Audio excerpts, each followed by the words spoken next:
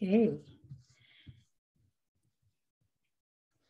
Bienvenidos, bienvenidas al Valor de la Palabra, un podcast o espacio de conversación donde mentes creativas comparten formas viables de sanación a través de actos y medios creativos. Soy su anfitriona, la doctora Marianela Medrano, fundadora del Centro de Capacitación Palabra, donde la palabra se ofrece como medicina. Mi invitado para el episodio número 2 es el gran poeta y activista cultural, amigo, mentor, Premio Nacional de Poesía, Mateo Morrison, quien es parte de la generación de posguerra en el mapa de la literatura dominicana. Es también el primer dominicano graduado en Administración Cultural. Estudió en el Centro Latinoamericano y del Caribe para el Desarrollo Cultural. Es licenciado en Derecho, magna cum laude, con un diplomado en Derecho de Autor y Propiedad Intelectual y otro en Negocios Jurídicos Internacionales. Mateo Morrison también posee un máster en Filosofía del Mundo Global por la Universidad del País Vasco. Mateo Morrison tiene más de 30 o ha recibido más de reconocimiento de más de 30 consejos municipales y ayuntamientos, tanto en el país como en el extranjero, que le han distinguido como visitante de honor. Y el Ayuntamiento de Santo Domingo Este, donde nació, hijo de Egbert Morrison, jamaiquino, y Efigenia Fortunato, dominicana. Este ayuntamiento le otorgó en forma excepcional la distinción de hijo meritísimo de dicho municipio. Más de 40 escritores nacionales e internacionales han escrito acerca de la valoración de su obra literaria y sus aportes a la cultura. Es también presidente del fundador de Espacios Culturales y fundador de la Unión de Escritores Dominicanos, donde ostentó la Secretaría General. En lo personal, le agradezco muchísimo que en la década de los 80 me reunió con mis dos hermanas, Aurora Arias e Irene Santos, y otras escritoras en lo que fue el segundo círculo de mujeres escritoras en la República Dominicana. El currículum de Mateo Morrison es extenso. Yo lo voy a dejar hasta acá porque quiero aprovechar el tiempo para conversar con él, para hacerle preguntas, pero su lista de publicaciones yo creo que tiene más números que mi propia edad. Bienvenido, Mateo. Muchas gracias por aceptar esta invitación. Me siento muy honrado con estar aquí. Muchísimas gracias, María. Sí. Bueno, la idea de este podcast es tener conversaciones sobre el encuentro de las personas con la palabra, con la creatividad. Entonces, mi primera pregunta es, ¿en qué momento de su vida se dio cuenta de que las palabras estaban habitadas de poesía? Bueno, en realidad, ¿en qué momento me di cuenta? Yo pienso que bien temprano. Sin embargo, en mi familia se tuvo desde muy temprano la idea de que yo fuera médico, de que haya un médico en la familia y que eso me tocaba a mí. Y entonces, bueno, me fui inclinando por el bachillerato en ciencias naturales, por esos estudios. Pero siempre en mí latía la necesidad de expresarme. Leía muchísimo, escribía algo, pero leía bastante. Y eso me fue conectando cada vez más con las palabras. Y desde los mismos estudios secundarios, ya yo escribía en la mascota mis poemas a las muchachas del curso, poemas de amor, o le escribía a la naturaleza donde vivía, porque donde vivía, luego sería Alma Rosa. Cuando yo nací, eso era una zona prácticamente rural, llena de una gran vegetación, llena de muchísimas frutas. Entonces, por eso, mis primeras expresiones a través de la palabra fueron a la naturaleza y a mis compañeras de la escuela, su sonrisa, su forma de caminar. Esas fueron las primeras expresiones, sin duda, que tuve en ese momento. Claro, no pensaba en ese tiempo que me iba a dedicar a la vida cultural y a la literatura. No estaba en mis planes. Eso vino después con la creación del grupo literario La Antorcha, fundada por Alexis Gómez, Enrique Eusebio, Rafael Abreu Mejía, muertos a destiempo, Soledad Álvarez, que acaba de ganar el Premio Nacional de Literatura, y yo. Nosotros 5 fundamos el taller, el grupo literario La Antorcha, el 21 de mayo de 1967. Y ahí sí, entonces establecimos algún compromiso más formal de leer, escribir y mantenernos en el ámbito literario. Pero ese encuentro con la palabra fue casi fortuito en cierta manera, atraído por la belleza del entorno y de las chicas y atraído por la necesidad de describir lo que sus sentidos estaban captando. Sin duda, fue algo bien espontáneo y llegó bastante temprano.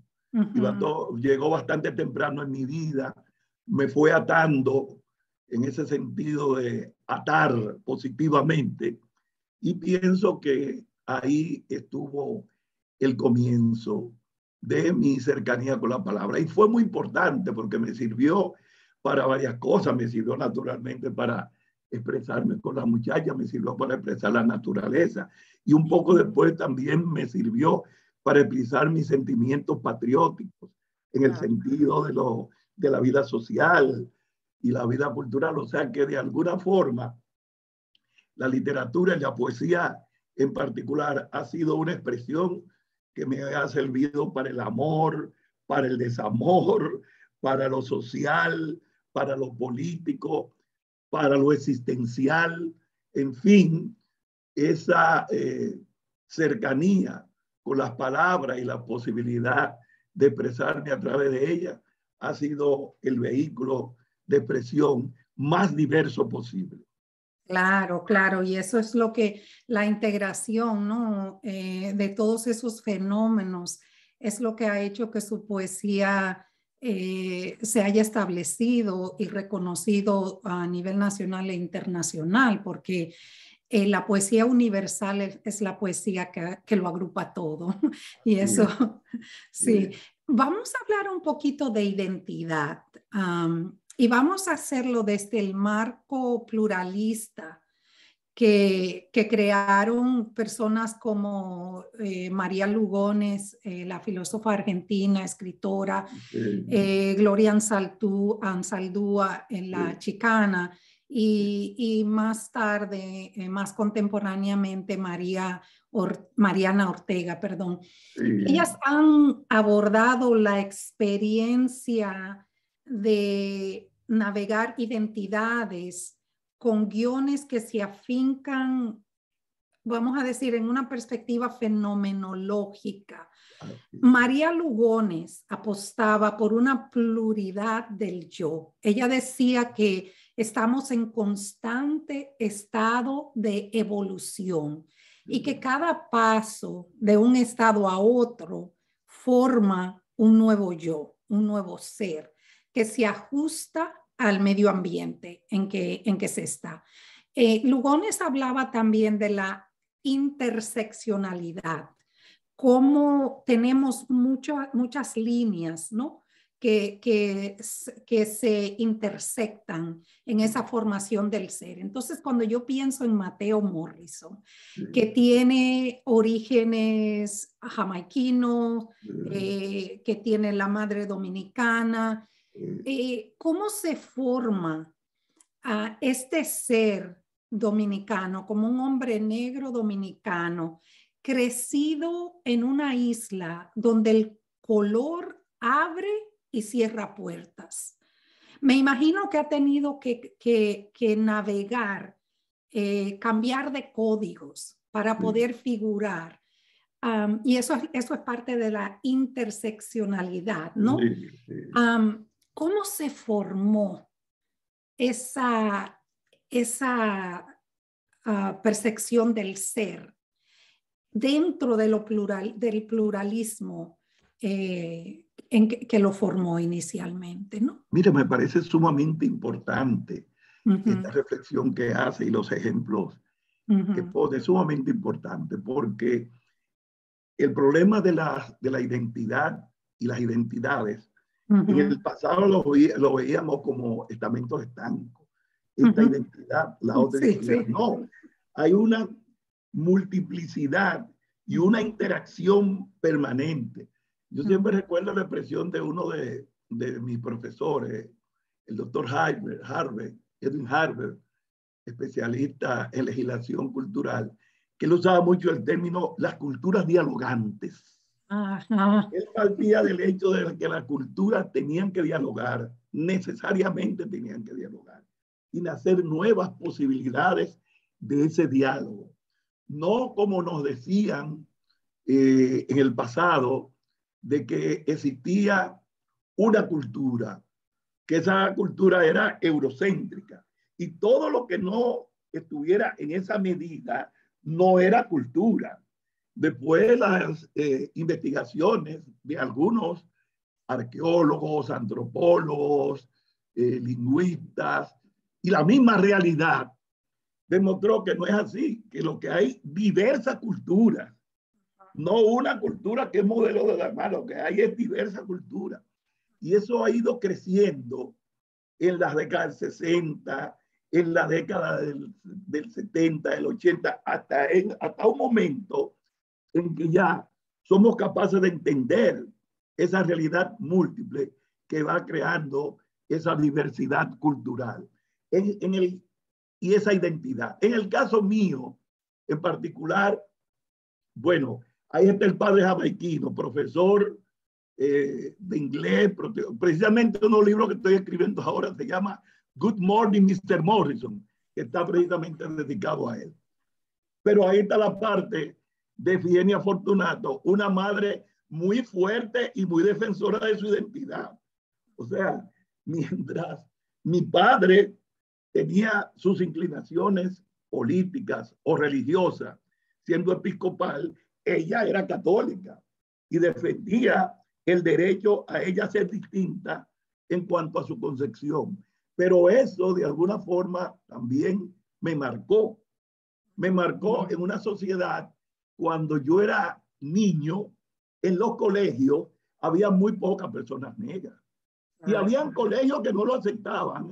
Habían colegios que no lo aceptaban. No lo decían en un letrero, pero si tú ibas no te inscribían. Entonces, mi padre, con el afán de darnos la mejor educación posible, entonces quería inscribirnos en colegio. Ahí nos veíamos, mi hermano y yo, siempre como una inmensa minoría, ¿verdad? De negros verdaderamente afrodescendientes típicos.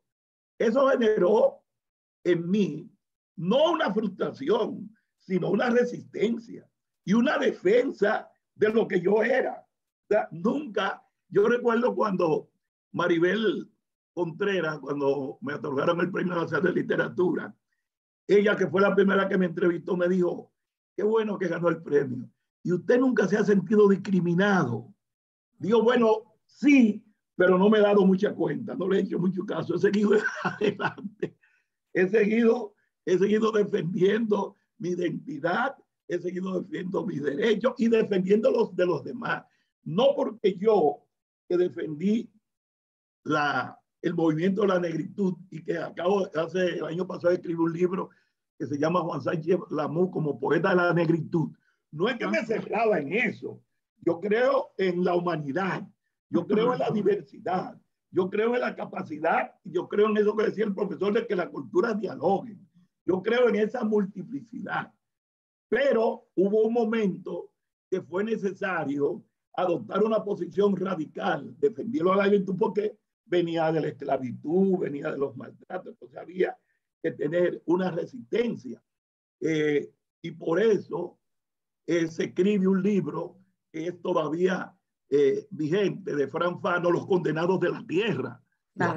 Claro. Aquellos que no podíamos acceder, que no teníamos, que no éramos eurocéntricos y que estábamos condenados a la resistencia. Entonces, sí valoro mucho esa multiplicidad de identidades, esa identidad defendible siempre en esos múltiples yo de la cual tú hablabas.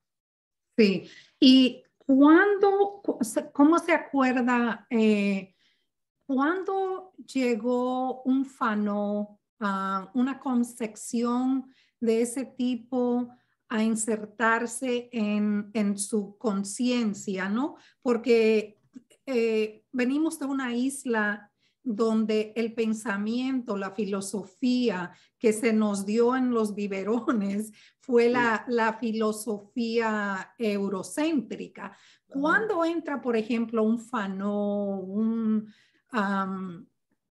un Baldwin?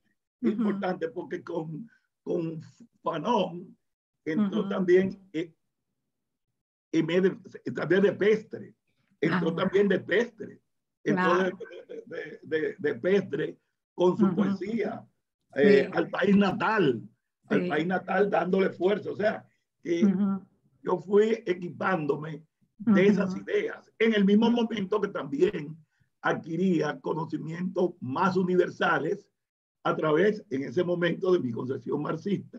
Planteaba un criterio mucho más amplio y por eso yo no tenía en ese momento ningún problema en admirar a un líder chino, ¿verdad? O a un líder negro, o a un líder blanco, o de cualquier lugar, porque me fui desde el principio planteando una idea amplia del concepto, sin dejar de defender los valores de la identidad particular que me correspondía. En un país donde si se iba a sacar una cédula, la gente entendía que te hacía un favor diciéndole, mire, yo le voy a poner indio. Entonces yo le decía, pero usted no me está mirando que soy negro. Dice, no, pero si usted se siente bien así, digo, perfectamente, póngame negro, que eso es lo que yo soy. Pero ese era el país que teníamos en esa época. Exacto. En esa época teníamos ese país. Sí, hablando de esas primeras líneas, vamos a decir, genéticas que nos tocaron, a título personal, yo a mucha conciencia, ¿no? He trabajado el tema o la celebración de mi negritud a la par con mi celebración de mis raíces taínas. Y muy, muy conscientemente he dejado a un lado esa línea genética eurocéntrica, aunque vamos a decir, en mi caso, mi papá se podría decir que era un americano blanco, ¿no? Claro. Pero volviendo a eso, ¿no? De que existen esas líneas centrales, ¿no? De la que no podemos zafarnos. Porque es un problema el zafarnos de ahí, de esas dos identidades, la taína y la negra. Lo que yo veo es que estamos entonces reforzando ese pensamiento eurocéntrico que nos hace a nosotros tan incompletos. No, mira, me parece sumamente importante, Mariela, mira lo que sucede. Tú tienes un libro, ¿verdad? Que para mí es esencial, que habla todo eso de la yuca, de todo ese periodo de los taínos. Es un libro para mí esencial, porque llegó un momento en que varios sectores de la clase dominante a nivel histórico quisieron separar una cosa de la otra. Primero, exaltaban al taíno para negar al negro, sí. en primer lugar. O aceptaban el negro con compasión para negar al taíno.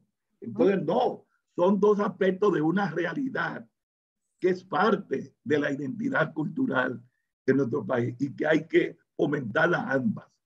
Me parece sumamente importante que tú has sido la que, de las personas que han trabajado, hay otras personas también que han trabajado esa vertiente en el ámbito de la poesía, otros lo han trabajado también en el ámbito de la narrativa.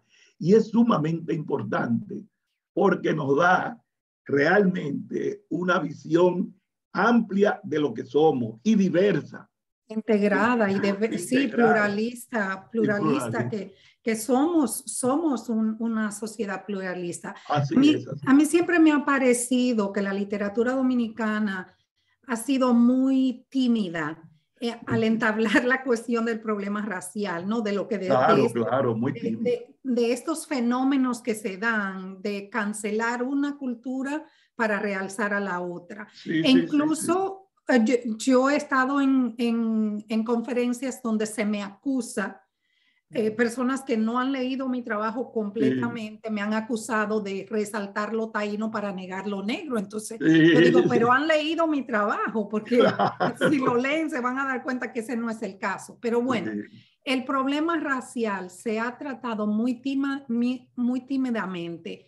En una isla donde han ocurrido grandes atropellos y masacres motivados por asuntos raciales, asuntos de pigmentación de piel, el colorismo, es muy real para nosotros.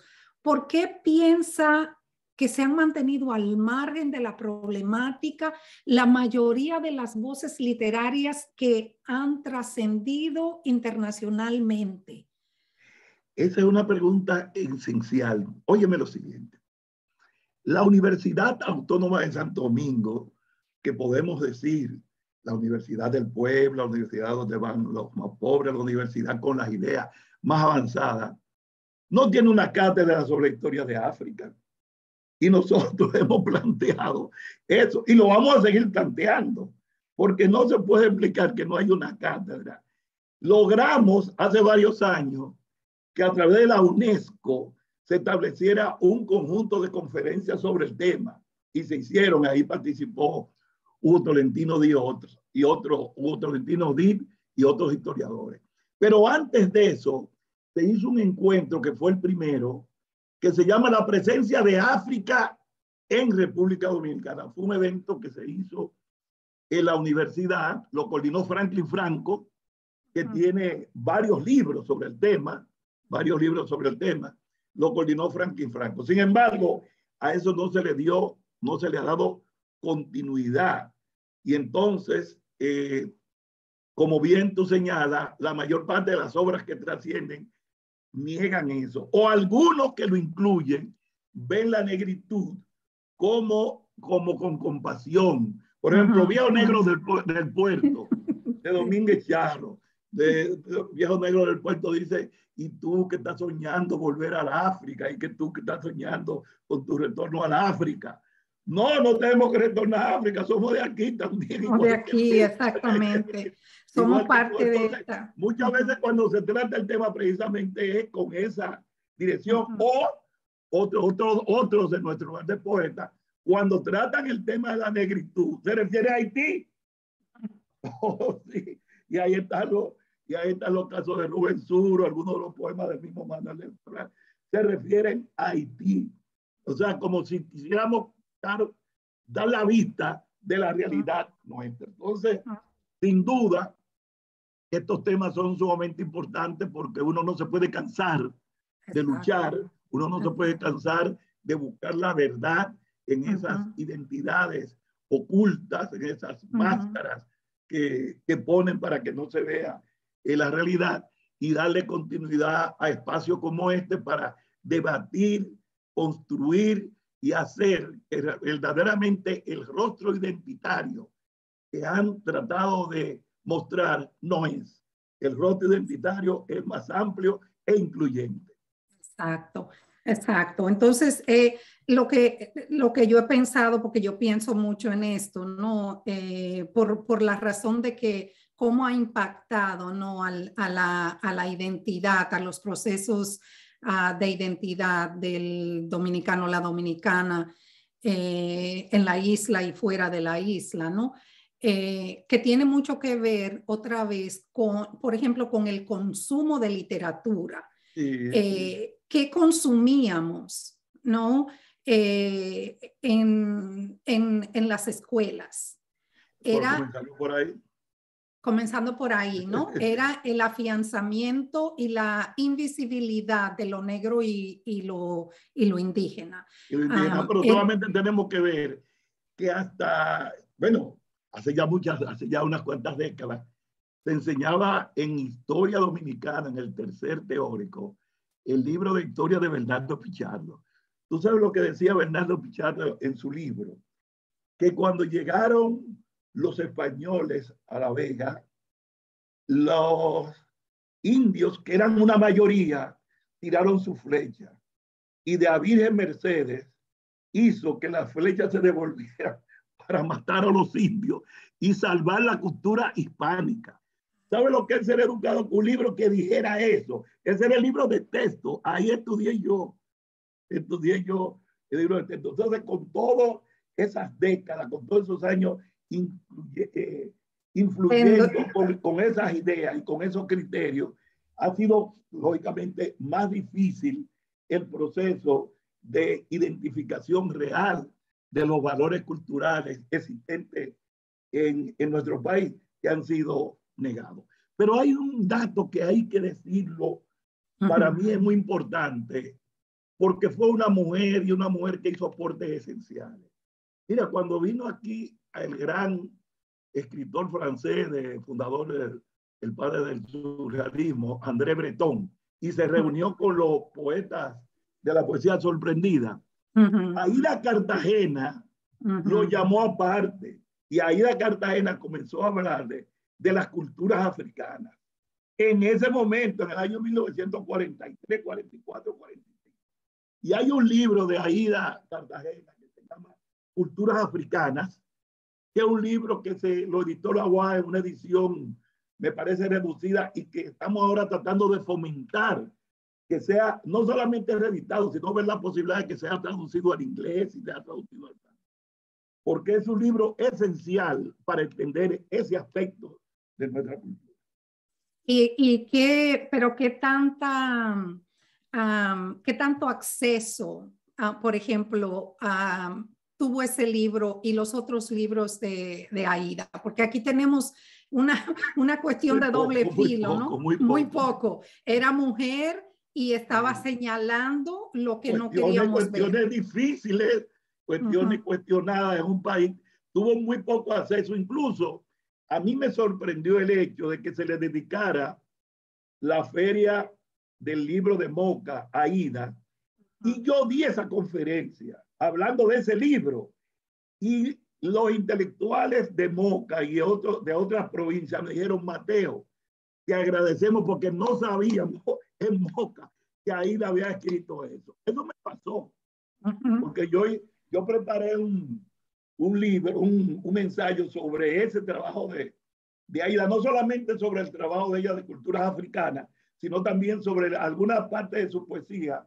de la tierra escrita, que habla del problema de la negritud y que plantea en uno de los poemas, ya en ese momento, Marianela planteaba en ese momento las dificultades de los dominicanos que vivieran en los Estados Unidos, ¿verdad? Por el problema racial. Ya Aida tiene varios poemas en que se refiere a eso. Tenemos que reeditar a Aida, por lo menos. Completamente, porque mientras más buscamos, mientras más se busca en el trabajo de ella, más vamos a ver la expansión de esa mente que teníamos en nuestra isla y que tuvo cierto reconocimiento, es cierto, pero no el que se merecía. No el que se merecía. Estamos de acuerdo.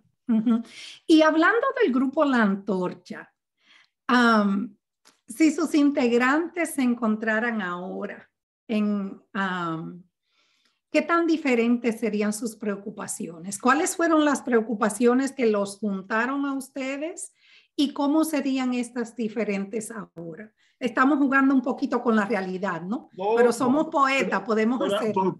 tenemos la licencia para eso. Sí. Mira, en realidad, en ese momento, la Antorcha era un grupo que tenía como interés fundamental, y así lo dijimos en nuestra revista, difundir la cultura en la margen oriental del río Sama. Todos vivíamos de aquel lado. Enrique Eusebio en Villa Duarte, Soledad y Alessi en el Ensancho Sama, Rafael Abreu Mejía y yo en Aloja Rosa y la Cruz de Mendoza. No teníamos grandes aspiraciones, era difundirla, pero la vida nos fue llevando a objetivos un poco más amplios. Nos encontramos con el grupo El Puño, que era ya un grupo con mayor tradición que nosotros, en la cual estaba Marcio Velo Magiolo, Miguel Alfonseca, Janet Miles, y otros escritores, René, Juan José Ayuso. Nos encontramos con el grupo La Isla, que era un grupo que estaba Antonio Loco, Andrés Mateo, Alberto Yen, y que era un grupo muy radical desde el punto de vista político. O sea, decían que su obra era para la transformación política. Y el grupo La Máscara, que era un grupo alejado de la política y que defendía un poco el arte por el arte. Nosotros nos fuimos ubicando en esas preocupaciones sociales, pero siempre con la mayor libertad posible.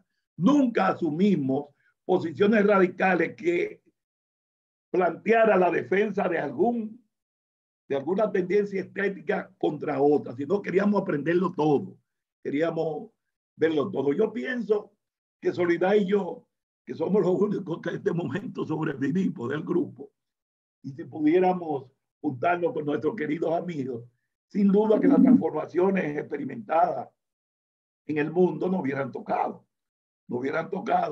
todo lo que sucedió desde ese periodo, saliendo nosotros de la guerra de abril hasta el momento actual. Pero en lo esencial, lo que nos unió fue el amor a la literatura, el amor a la cultura, y eso lo mantenemos, yo pienso, siempre. Si pudiéramos verlo de nuevo, estaría Alexis haciendo lo que hizo maravillosamente siempre, que fue escribir, buscar, experimentar, tratar de buscar nuevas cosas, tratar de, y como lo hizo, estuviera Enrique Eusebio también en lo mismo, ¿verdad? Que era también un poco experimental, estuviera Rafael Abreu Mejía revisando sus haikus, y Soledad y yo haciendo lo que estamos haciendo ahora. Los dos somos miembros del Comité de la Semana de la Poesía, y aparte de nosotros escribir, también estamos como parte de un grupo que interactúa con poetas de todo el mundo, de Oriente, de Occidente, de todo el mundo, tratando de dialogar con la poesía y la literatura de diversas partes. Que es tan importante también, es parte de fortalecer ese sentido de la pluralidad, ¿no? De que no es una isla mirándose al ombligo constantemente. Pero eso es algo que no todo el mundo lo practica. Yo creo que Mateo Morrison ha roto muchos esquemas en la isla. Eso uno. El otro esquema que estableció, bueno, rompió el esquema de la invisibilidad de la mujer, porque Mateo Morrison fue el que comenzó a convocar a muchas de las mujeres a que se reunieran y vieran la capacidad que hay detrás de la unión. Mi pregunta, en una sociedad que además de ser todo lo que hemos dicho, y yo creo que lo puedo decir porque soy dominicana, ¿no? Clasista, racista, de todas las istas. Una sociedad donde también se promulga una idea de la masculinidad que está más centrada en la fuerza, en el ¿Cómo se crea este Mateo Morrison que tiene esta visión de que no es solamente la voz del hombre y no es que yo estoy dejando entrar a las mujeres por caridad, sí, Porque como alguien que se ha beneficiado sí, de su apoyo, jamás me he sentido como que es una obra de caridad, sí. como de que es un token que me está dando, ¿no? ¿Cómo, qué creó esa conciencia tan ecuánime de esa masculinidad ecuánime que tiene Mateo Morrison? Bueno, yo pienso que tuvo mucho que ver, en estos días yo hablaba, tuvo mucho que ver con la influencia desde niño de mi madre, que en el libro que estoy escribiendo se va a ver muchas cosas, de mi abuela, la que fue una líder en su comunidad, de mi bisabuela, que en la primera intervención norteamericana andaba en una yeguita, ¿entiendes? Vendiendo y resistiendo los maltratos que daba la soldadesca norteamericana. Yo creo que esas mujeres jugaron un papel importante. Pero aparte de ese papel importante en mi vida, jugó un papel esencial mi inquietud en contra de las injusticias, de toda forma de discriminación, de toda forma de maltrato. Y entonces ahí es que viene a entrar esa discriminación contra la mujer y la necesidad entonces de romper esa masculinidad excluyente. Yo recuerdo que cuando yo hice la primera presentación de las 6 mujeres poetas, ustedes fueron seguro las críticas que tuve.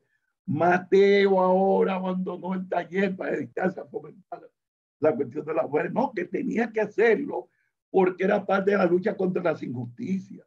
Y por eso fue que en un encuentro de mujeres que encabezó Chiqui Vicioso, nunca olvido que en el hotel Nicolás de Obando, yo estaba ahí esperando la tertulia y llegó Juan Bosch, lleno, muy sonriente, y me dijo: Mateo, vengo de casa de teatro.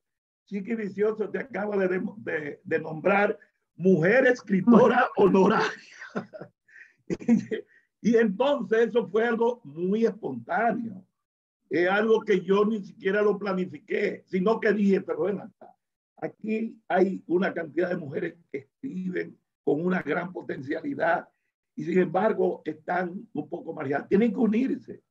Tenemos que hacer un grupo. Y hubo un encuentro, Marianela, donde juntamos en la Fundación Espacios Culturales, en la segunda Feria del Libro, la tercera, hicimos un evento con 4 libros de mujeres poetas, uno de una dominicana, uno de una puertorriqueña, que está en la colección de la Fundación Espacios Culturales, uno de una venezolana y una de una cubana.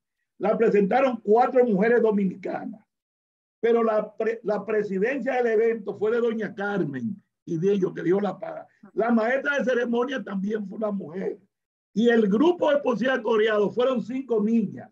Y nosotros hicimos ese acto simbólico y nos fuimos todos al público. Y ese fue un acto, en estos días lo recordábamos Ángel y yo, que fue un acto sumamente simbólico. Pero eso fue totalmente espontáneo. Eso fue tan espontáneo como cuando decidimos en un momento determinado, ante los maltratos que había en algunos batalles contra los haitianos, necesitamos hacer una marcha encabezada por Antonio López y todos nosotros, y nos calificaron de los haitianos y de todo. Lo que nosotros estamos defendiendo es los derechos, lo que estamos defendiendo es lo justo, lo que estamos defendiendo es el tratamiento humano. Entonces, eso de los sectores que han sido de alguna forma marginados o en el pasado y en el presente todavía, eso ha ido cambiando. Esa misma antología que presentamos ahora es parte de ese proceso. Yo digo, aquí tengo yo a 5 poetas que he entrevistado, sin duda grandes poetas. Yo quiero ahora completarlo con 5 mujeres poetas y me siento tan orgulloso de ese libro, de las respuestas que ustedes dieron, porque eso es una demostración de que no fue algo coyuntural que hizo Mateo, sino que es lo que Mateo Morrison piensa. Y naturalmente, eso no es un trabajo mío. Ya la situación ha cambiado mucho y hay mucha gente que piensa así. Hay mucha gente que pensó así antes que yo y hay otra gente que está trabajando en eso. Y yo pienso que debemos seguir en esa dirección. Sí, sí, es cierto que habían personas que pensaban así, Mateo, pero yo pienso que en la literatura dominicana, Mateo Morrison estableció un antes y un después en términos de crear espacios donde las voces marginadas fueran escuchadas. Así Y, en estos días hablaba con Janet Miller y uh-huh, escribió una cuestión muy hermosa diciendo eso. uh-huh. Exacto, que es necesario y parte por la razón por la que, parte por mi agradecimiento y parte por la necesidad que hay de comenzar a establecer, ¿no? Porque pasamos por una experiencia, ¿no? De que, vamos a decir, nuestra cultura taína era una cultura oral y muchas de las cosas se perdieron. Entonces, ahora tenemos que aprovechar para comenzar a sentar, a seguir guardando, ¿no? Estos registros para que por si acaso no se nos cambien los rumbos de la historia. Correcto. Para que sigamos en este proceso de evolución del ser, Sí, y que es... de búsqueda permanente de cosas que quieren que no veamos y tenemos que ponerlas de frente para que se vean. Exactamente, porque eso es muy importante. Y al hablar de esas cosas, es que no se puede omitir ese reconocimiento a Mateo Morrison. Así es que parte de esta conversación es encaminada a eso.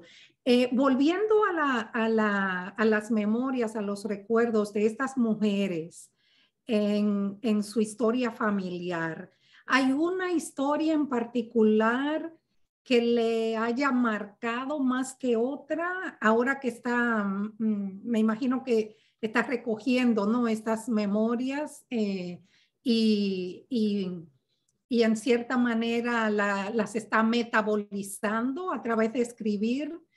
Sí. ¿Hay una que resalta más que la otra? Mira, por ejemplo, pienso en una escritora como Carmen Natalia. Pienso en una escritora como Carmen Natalia en el 1947, encabezando un grupo de protesta contra Trujillo. Encabezando, pero además su poesía, además su búsqueda de la identidad. Pienso en Delia Weber, pienso en Delia Weber y sus tertulias, que fueron incluso reprimidas por la tiranía, porque Delia Weber en esa tertulia planteaba la mayor diversidad posible y fue una de las primeras que planteó en esa tertulia el tema negro. Y fue una de las primeras que, por ejemplo, cantaba una devoción por Rabindranath Tagore, que era de la India. O sea que ese carácter universal y amplio y la participación de la mujer, que siempre Delia Weber insistía en su tertulia, tanto ella como pintora, que era una destacada pintora, así como poeta. Entonces, rescatar esas experiencias concretas es sumamente importante porque son cosas prácticamente desconocidas. Naturalmente, se ha hecho un trabajo, se ha hecho un trabajo, se ha hecho un trabajo y yo no quiero, a veces no quiero mencionar nombres para que no se me queden, pero sí hay que reconocer trabajo como lo de Ángel, Ángel Hernández, hay que reconocer trabajo de investigación como lo de Ilonka, Nacidi Perdomo, con algunos autores que hay que reconocer los aportes de la misma, de Chiqui Vicioso y otras, y la posibilidad de que esas investigaciones, estos estudios, no son pocos ya son amplios sobre la participación de la mujer y en las diversas etapas, incluso la etapa de la tiranía de Trujillo y desde antes, con la lucha por el derecho al voto, con la lucha por el derecho a la participación, una Abigail Mejía, por ejemplo, son aspectos que debemos rescatar y no solamente de mujeres, sino de hombres,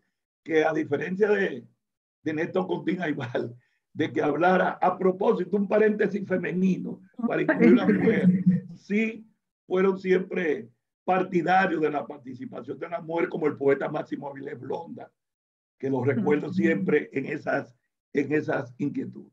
Uh-huh.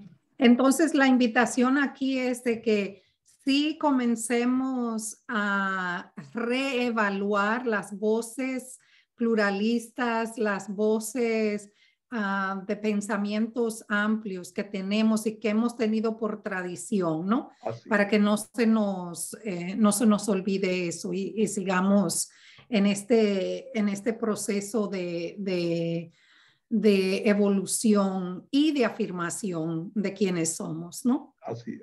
Porque el proceso evolutivo es muy extraño, ¿no? Porque se va hacia adelante, pero nunca deja lo que hay atrás, nunca deja las raíces. Eso es Esa es la sumamente verdadera importante. evolución. Eso es sumamente importante y señalarlo es sumamente importante. Exacto. Pues, Mateo, ¿qué más? ¿Hay algo que yo no pregunté que quiere decirle a nuestra audiencia?